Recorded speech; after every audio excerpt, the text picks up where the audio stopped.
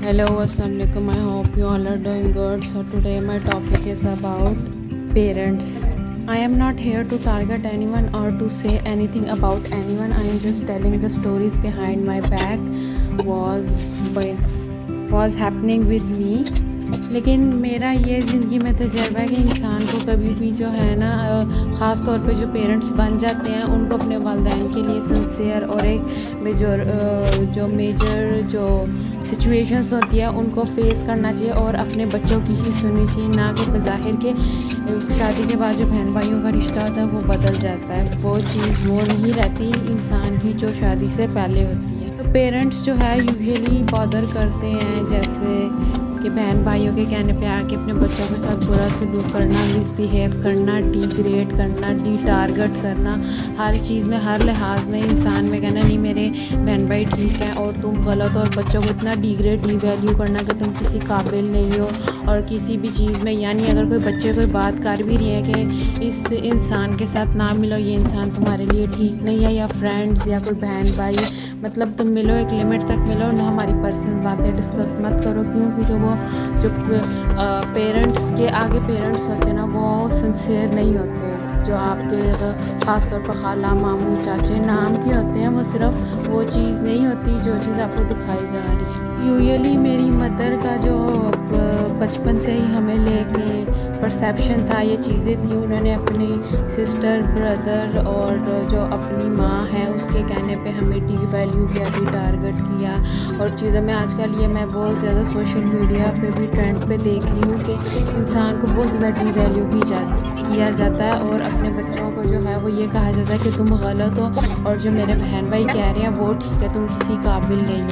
ज़ाहिर आपके पेरेंट्स के अलावा आपके जो बच्चों को आता है वो कोई नहीं होता, और जो आपकी इज़्ज़त होती है वो आपके पेरेंट्स की वजह से ही होती है। तो मेरा ये जो है ना मेन परसेप्शन यही होता है पेरेंट्स को लेके कि जब आप एक पेरेंट्स बन जाते हैं तो अपने बच्चों को उस तरह ट्रीट करें जिस तरह आपकी मदर ने आपको ट्रीट किया। बज़ाहिर आप जो अपने बच्चे हैं आप उनको उस तरह ट्रीट करते हैं जिस तरह एक जो है कि वो आपके जो है बच्चे नहीं है, या वो बस ज़िंदगी गुजार है या वक्त गुजार है, वटेवर। ये इस तरह के जो पेरेंट्स होते हैं ना वो हमेशा अपने बच्चों को जो है वो कभी भी मोटिवेट और चीज़ें नहीं करते। लेकिन आजकल जो मैंने अपनी ज़िंदगी से सीखा और जो ओवरऑल हमारे बचपन में एक्सपीरियंस था कि वालिदैन का बच्चों के ऊपर होना, सर पे होना बहुत ज़रूरी है, क्योंकि बाज़ वक़्त बच्चे ऐसे गलतियां कर देते हैं कि वालिदैन ही होते हैं, वालिदैन के सिवा बच्चों का कोई नहीं होता। अल्लाह ताला ने भी इस्लाम में यही फरमाया कि जो वालिदैन हैं वो अपने बच्चों का साया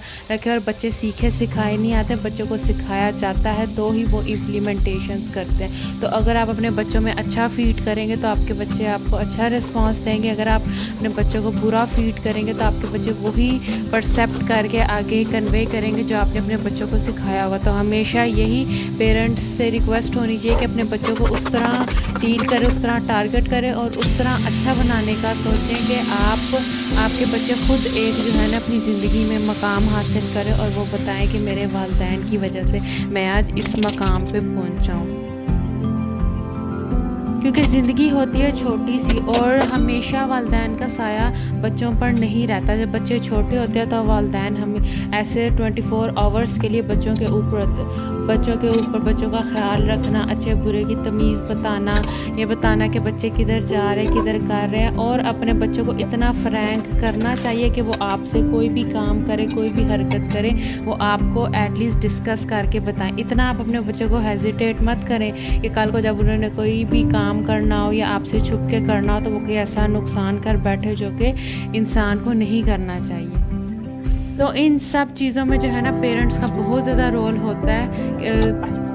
और हमेशा जो बच्चों की मिसाल है ना, और बच्चों को जिसने रिप्रेजेंट करना और एक रोल मॉडल करना, वो आपके पेरेंट्स ही होते हैं। और जब मैं बहुत छोटी सी थी तो मेरे वालिद की वफ़ात हो गई थी। फिर इस्लाम में मदर का अपने बच्चों के ऊपर रोल किरदार अदा करना बहुत ज़्यादा ज़रूरी है।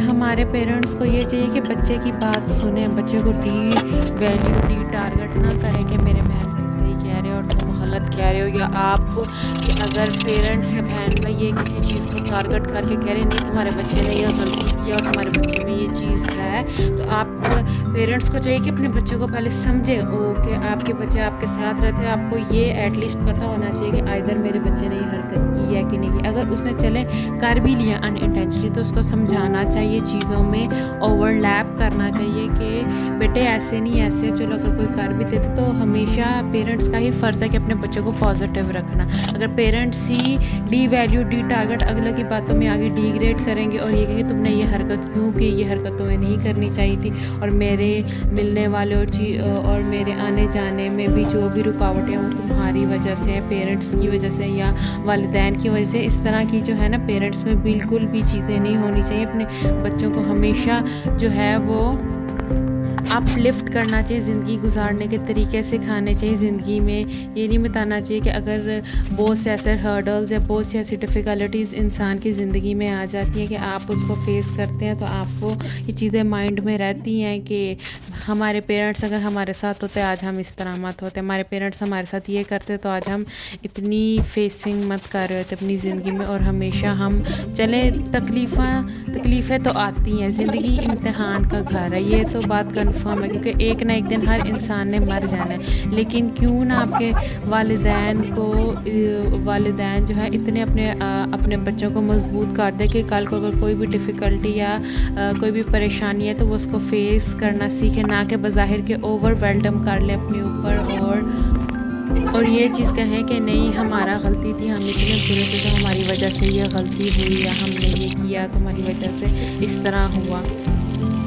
और वालिदैन को कभी भी डिपेंडेंट किसी पे नहीं होना चाहिए। अगर वालिदैन के बहन भाई अमीर हैं या कुछ भी हैं तो उनको चाहिए कि उन पर डिपेंडेंट ना रहे, बज़ाहिर कि वो इस चीज़ की कोशिशों में रहें कि अपनी ज़िंदगी जो है ना अपने बच्चों को खुद अपने हाथों से पालें, और ये ना रहे कि मेरे बहन भाई भेजेंगे तो हम अपने बच्चों को खिलाएंगे। Feeding is a very bad thing, क्योंकि आपको जो देता है ना वो आपके साथ वो करता है कि दुनिया देखती है, और वो आपको इस चीज़ का एहसास दिलाता है कि मैं देता हूँ तो मेरी जूती के नीचे लग के रहो और मेरी जूती तक जो है ना हाथ लगाओ, या मैं जो कह रहा हूँ मेरी मानो, या मैं जो कर रहा हूँ मुझे उस चीज़ में बहुत ज़्यादा ओवरवेल्म करो। और जब आप नहीं करते तो जाहिर सी बात है कि उस इंसान को तो पता लग जाता है कि वो आपका मोहताज है और वो आपसे डिमांड कर रहा है या आपको कह रहा है कि मुझे सपोर्ट करो या वो करो। फिर वो आपको अपनी उस चक्की के थ्रू इतना घुमाता है कि आप वो चीज़ करने पे मजबूर हो जाते। जब आप नहीं वो चीज़ करते तो वो आपको जो है ना mentally torture, over thinking, mentally disturbance और ऐसी चीज़ों में खुद वो इन्वॉल्व करेगा कि आप समझेंगे कि ज़िंदगी यही बस है।